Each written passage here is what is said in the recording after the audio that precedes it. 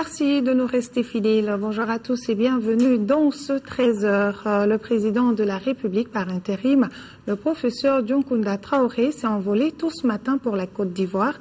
À son départ à l'aéroport de Bamako-Sénou, il a été salué par les corps constitués. Nous y reviendrons avec notre envoyé spécial Amadou Sankaré dans nos prochaines éditions. Voilà donc le départ tout ce matin du président par intérim Dioncounda Traoré pour la Côte d'Ivoire, salué par le Premier ministre Dianko Sissoko. Le président Dioncounda Traoré s'envole pour la Côte d'Ivoire.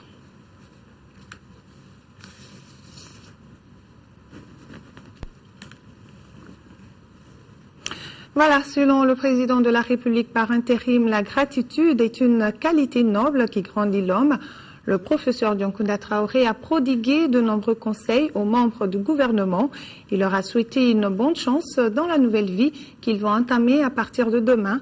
L'orateur du jour est convaincu que l'expérience acquise au sein du gouvernement sera un précieux sésame qui leur permettra d'arriver à bout des nombreux défis professionnels auxquels ils seront confrontés. Le compte-rendu de Mamari Koné.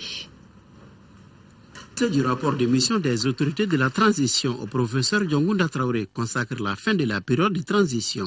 Entré en fonction en décembre 2012, le gouvernement dirigé par Dianko Sissoko s'est attelé à deux missions essentielles selon la feuille de route. Le rétablissement de l'intégrité du territoire national et l'organisation de la présidentielle. Au terme de l'accompagnement, le Premier ministre a exprimé sa profonde gratitude au professeur Dioncounda Traoré. Merci, Monsieur le Président, pour l'humilité et la sérénité dont vous ne vous êtes jamais départi. Merci, Monsieur le Président, pour avoir mis le Mali et ses intérêts au-dessus de tout. Monsieur le Président, sous votre sage et clairvoyante direction, le rétablissement de l'intégrité du territoire national aura été une réalité à partir de janvier 2013. Grâce à l'action conjuguée des forces armées maliennes, des forces françaises, de celles du Tchad et de la MISMA, dans le respect de la légalité internationale. La libération des régions du Nord, d'une partie des régions de Mopti et de Ségou a permis, selon les chefs du gouvernement, la mise en œuvre accélérée de la feuille de route, le suivi de la reprise de la coopération financière internationale. À ceci, il faut ajouter la mise en place de la commission dialogue et réconciliation, le retour de l'administration et l'organisation de la présidentielle. Si en 2012, l'exécution de la loi des finances a été perturbée, entraînant du coup une croissance négative, en 2013, elle s'est nettement améliorée, dira Dianko Sissoko. Sur une prévision annuelle cumulée de 620 milliards 790 millions, les réalisations de recettes du budget général à la date du 31 juillet 2013 se chiffrent à 613 milliards 783 millions de francs CFA. Ainsi, à la date du 31 juillet 2013, les inscriptions budgétaires en dépenses sont exécutées à hauteur de 566,6 milliards de francs CFA pour une dotation de 1465,1 milliards de francs CFA. Monsieur le Président, je crois devoir souligner qu'aucun prélèvement n'a été effectué sur l'effort de guerre qui affiche aujourd'hui plus de 3 milliards de francs CFA domiciliés à la Banque du développement du Mali. Pour le professeur Dioncounda Traoré, c'est par le hasard de l'histoire que l'équipe gouvernementale a été appelée à servir le pays. Au départ, dira-t-il, personne ne faisait d'illusions sur la délicatesse de la mission. Il s'agissait pour nous de remettre sur pied, avec une extrême délicatesse, un malade, un grand malade, un malade dont le pronostic vital était fortement engagé, pour parler comme les médecins. Ce qu'on nous demandait, à vous et à moi, c'était d'être les missionnaires d'une cause que nos compatriotes, parmi les plus optimistes, avaient jugée désespérée. Contre vents et marées, dira le professeur Traoré, le gouvernement est resté soudé et solidaire autour de son capitaine pour faire face aux défis du moment. Vous avez su être des coéquipiers exemplaires, convaincus que la somme de l'effort individuel aux différents postes de responsabilité assurait le résultat final. Selon le président de la République par intérim, la gratitude est une qualité noble qui grandit l'homme. À quelques 48 heures de la fin de notre mission, et sans aucune forme d'autosatisfecit, nous pouvons affirmer fièrement, mesdames et messieurs, nous avons gagné le pari. À la manière des anglo-saxons, nous pouvons crier « Yes, we did it ». Oui, nous l'avons fait. Oui, nous avons relevé un challenge fou. Oui, nous avons accompli une mission quasi impossible. Cette gratitude, elle n'est ni feinte, ni de circonstance.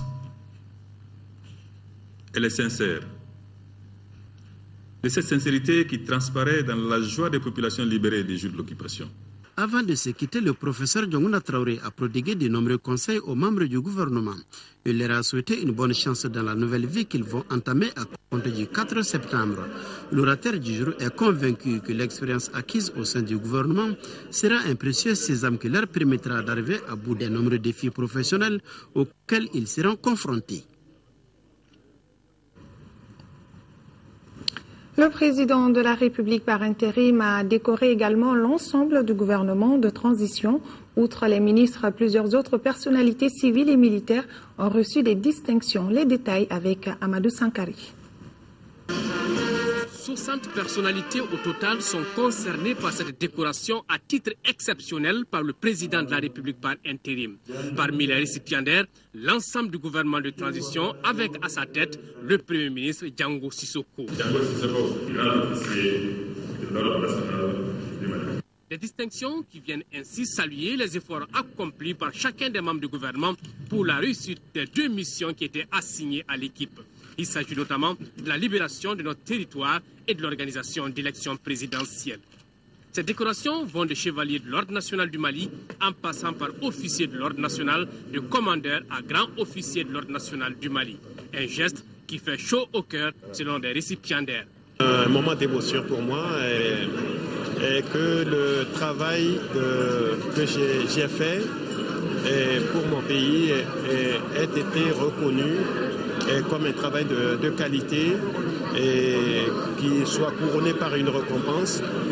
Je ne peux que m'en réjouir. C'est avec beaucoup de bonheur et beaucoup de fierté que je porte cette décoration-là. Parce que notre pays nous a choisis parmi tant de Maliens pour nous confier une mission qui n'était pas facile, mais avec le soutien de tout le monde, nous avons réussi. Et c'est avec beaucoup de fierté que nous acceptons la reconnaissance de la nation. Ça représente une source de fierté d'avoir accompli une mission qui m'a été confiée en son temps. Et je salue l'esprit d'équipe du groupe avec lequel j'ai pris part au niveau de ce gouvernement, l'entente cordiale qu'il y a toujours eu entre nous, la marque de confiance et surtout la soudure au sein du groupe qui a fait que nous avons abouti à un tel résultat. Nous sommes fiers, c'est vrai, d'avoir accompli une mission. Fiers que cette mission, que ce travail soit reconnu, soit récompensé. outre les membres du gouvernement, plusieurs personnalités civiles et militaires ont reçu des distinctions. Un sentiment de satisfaction, et nous sommes tout particulièrement contents que le président de la République ait pensé à nous par rapport à cette décoration, et ça nous réconforte, nous tous, et moi d'abord en premier lieu, et tous ceux qui ont travaillé sous mes ordres sur le terrain, que ce soit à Kidal, à Gao, sur tous les théâtres et même à Bamako ici. Je crois que c'est vraiment un sentiment de reconnaissance que nous avons vis-à-vis du président de la République et du peuple malien en entier. Poser un acte est une chose, mais que cet acte posé soit reconnu par les plus hautes instances de notre pays est une grande satisfaction. Une réussite individuelle est une réussite collective. À cet effet, je dédie cette distinction tout d'abord à ma famille, à mes collaborateurs qui m'ont soutenu depuis quelques décennies.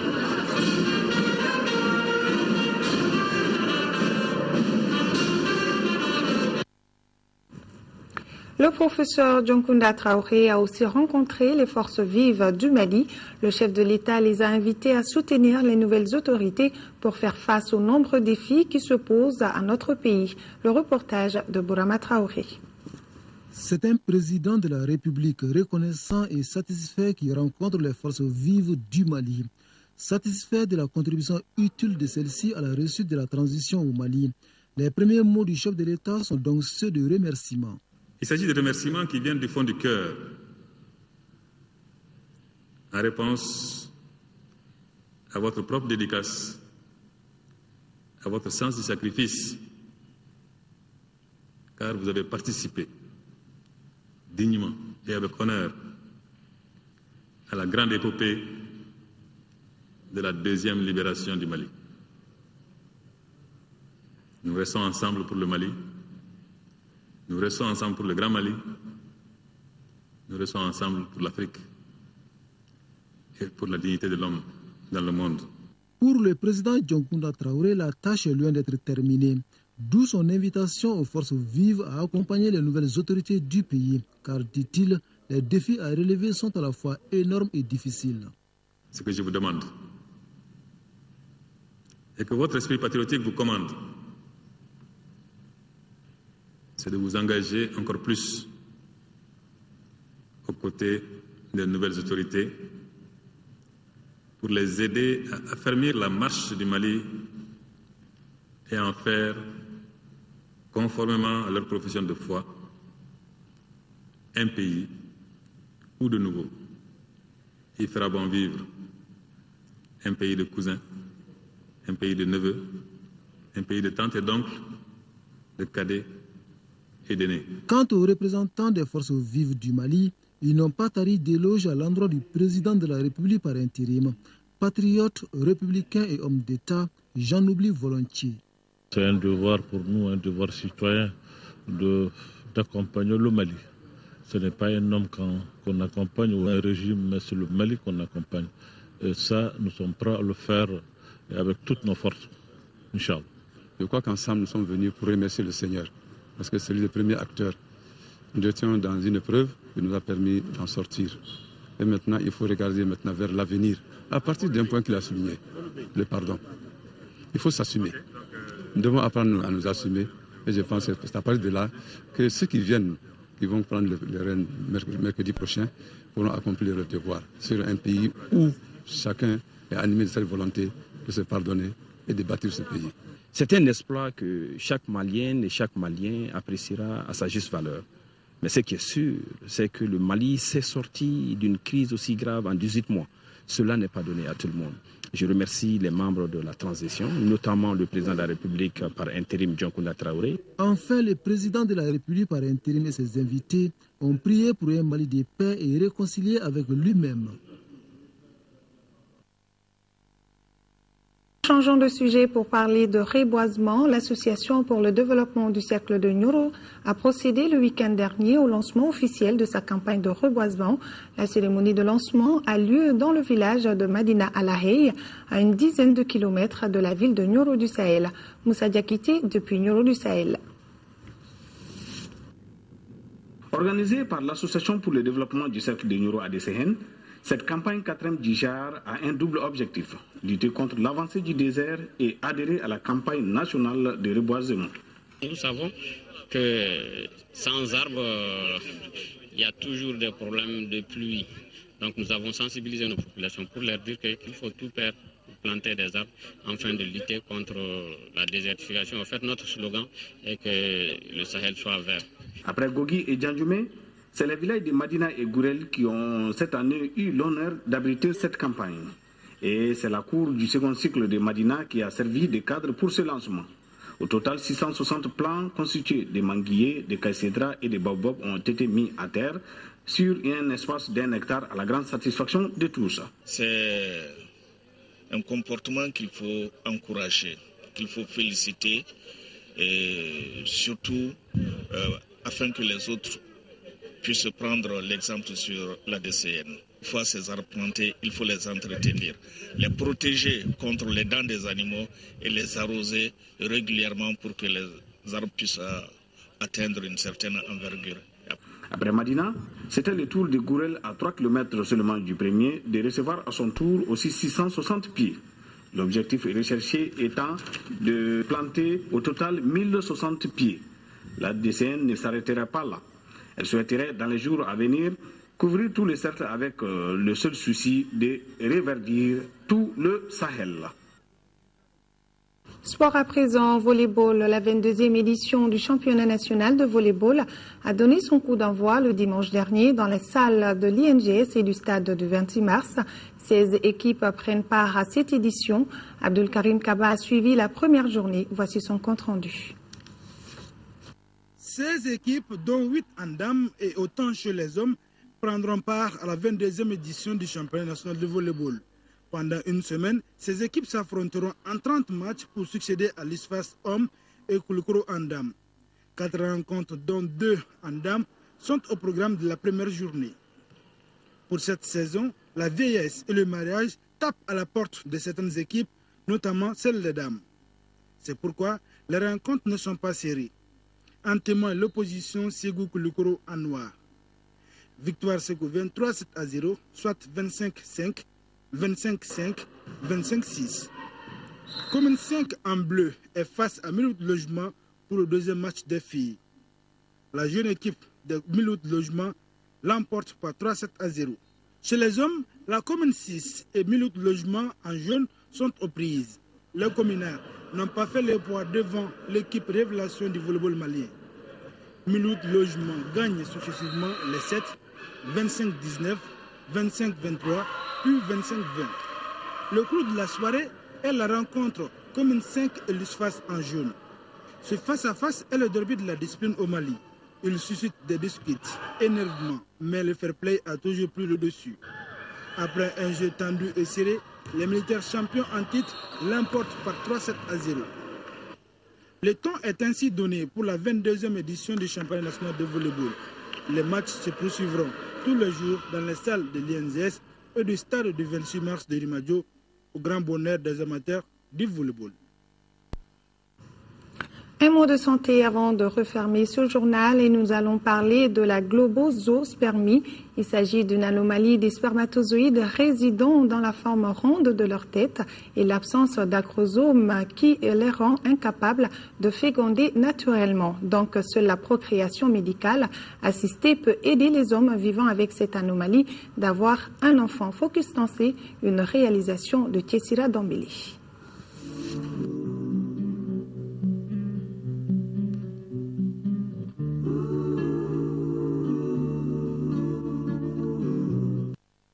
La globozoospermie est l'une des rares pathologies des spermatozoïdes, découverte en 1971 et faisant partie des causes des formes inexpliquées de l'infertilité du couple. Elle se manifeste par des spermatozoïdes ayant des têtes rondes et ne pouvant pas féconder naturellement. Ça veut dire les spermatozoïdes, tous, apparemment, au spermogramme normal, ont la tête qui est ronde. C'est ce qu'on appelle globozoospermie, comme sous forme de globe. Mais là n'est pas le problème. C'est que les têtes rondes là, ça veut dire que ces spermatozoïdes sont dépourvus d'acrosome. L'acrosome, c'est toujours sur la tête du spermatozoïde. C'est l'acrosome qui permet au spermatozoïde de pénétrer la zone pellucide de l'ovocyte de la femme. En dehors de ça, l'acrosome a un autre rôle qui est très important, c'est d'activer l'ovocyte. Donc, c'est d'effectuer la première phase de la fécondation. Si l'ovocyte n'est pas activé, il n'y aura pas de fécondation. La globozoospermie est plus fréquente au Maghreb et en Asie, mais la procréation médicalement assistée fait son chemin. Un cas vient d'aboutir à Bamako à la naissance d'un garçon de 2,8 kg. Le père qui a préféré garder l'anonymat et qui s'est beaucoup intéressé au problème de la reproduction humaine a bien mesuré les enjeux de la méthode de l'injection intracytoplasmique du spermatozoïde au fort grossissement basée sur la morphologie du spermatozoïde. L'IMSI qui vient de faire son apparition, l'injection au fort grossissement à 6600 fois, c'est la seule méthode actuelle qui est reconnue, qui peut donner la chance à ces gens-là d'avoir une grossesse. Pourquoi?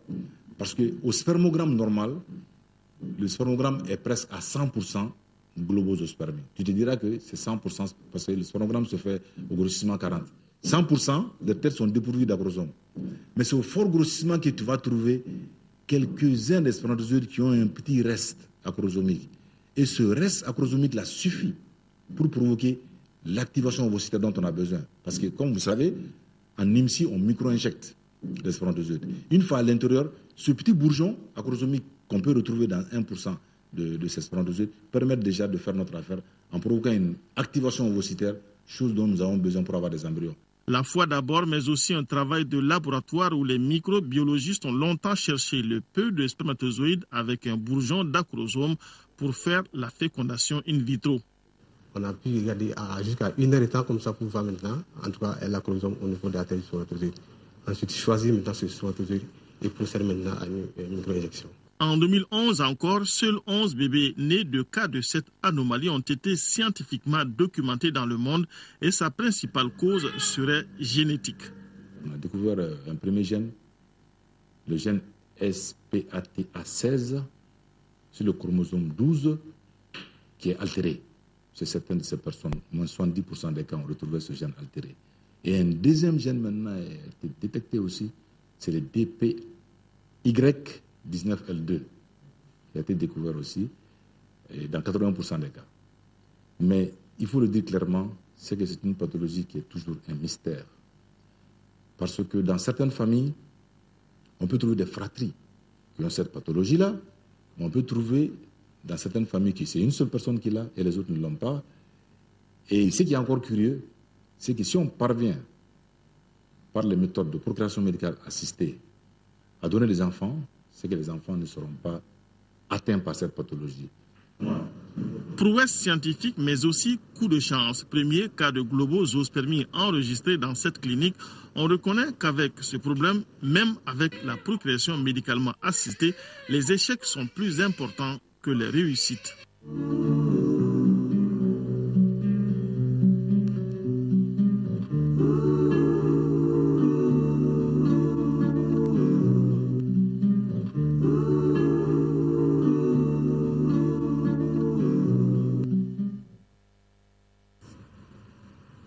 Voilà, ainsi prend fin ce journal. Merci de l'avoir suivi.